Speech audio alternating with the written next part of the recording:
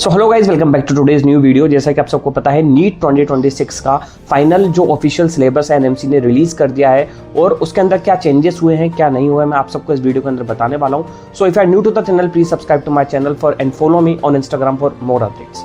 तो first of all I would like to tell you for biology के अंदर क्या सीन है। तो बायोलॉजी में देखो, सिलेबस जो है वो आइडेंटिकल है सेम 2025 की तरह।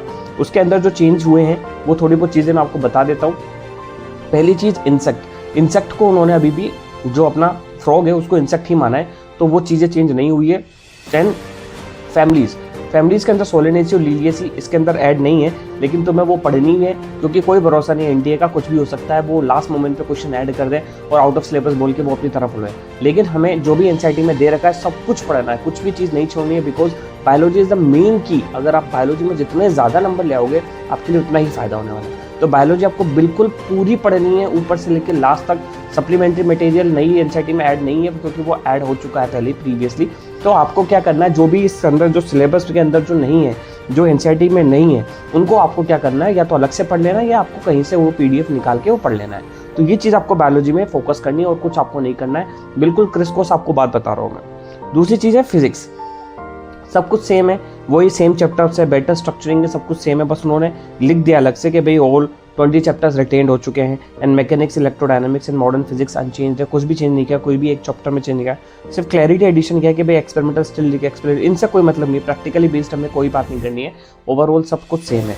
इसके बाद मैं आपको बता देता हूँ, तो वर्डिक्ट यही है कि क्वेश्चन ट्रेंड में shift towards concept experiment, not syllabus change. Syllabus change नहीं है, कॉन्सेप्चुअल क्वेश्चंस लास्ट ईयर भी आए थे 2025 में और नीट 2026 में भी कॉन्सेप्चुअल क्वेश्चंस आने ही आने हैं। सो आपको सिर्फ इसी पे ही फोकस करना है। इसके बाद केमिस्ट्री में भी सेम कंटेंट है, बेटर क्लासिफिकेशन है, बस उन्होंने लिख दिया है कि फिजिकल केमिस्ट्री में ऑल यूनिट्स रिटेन्ड है, थर्मोडायनेमिक्स, इक्विलिब्रियम, काइनेटिक्स, इलेक्ट्रोकेमिस्ट्री। इसको सिंपल आपको वही फॉर्मूला बेस आपको करना है। फॉर्मूला बेस एक फॉर्मूला शीट बना लो और ना आप मुझे कमेंट कर देना, मैं आपको सारी फॉर्मूला शीट भेज दूंगा।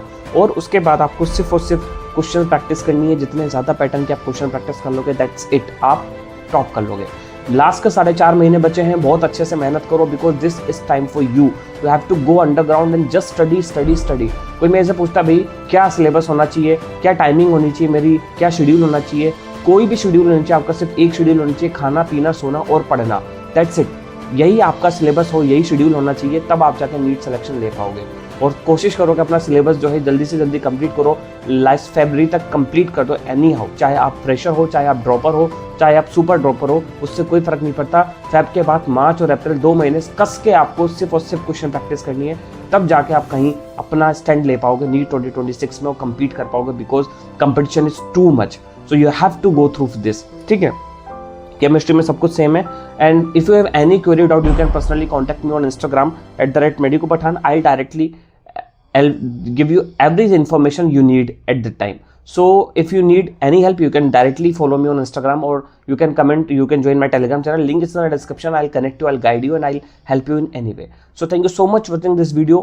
सिलेबस में कोई चेंज नहीं है, जो नीट 2025 का सिलेबस है सेम सिलेबस होने वाला है और सिर्फ उसी को पढ़ो और उसी पे फोकस करो, उसी पे कमांड करो, that's it. And thank you so much watching this video. If you like the video, please subscribe. All the best.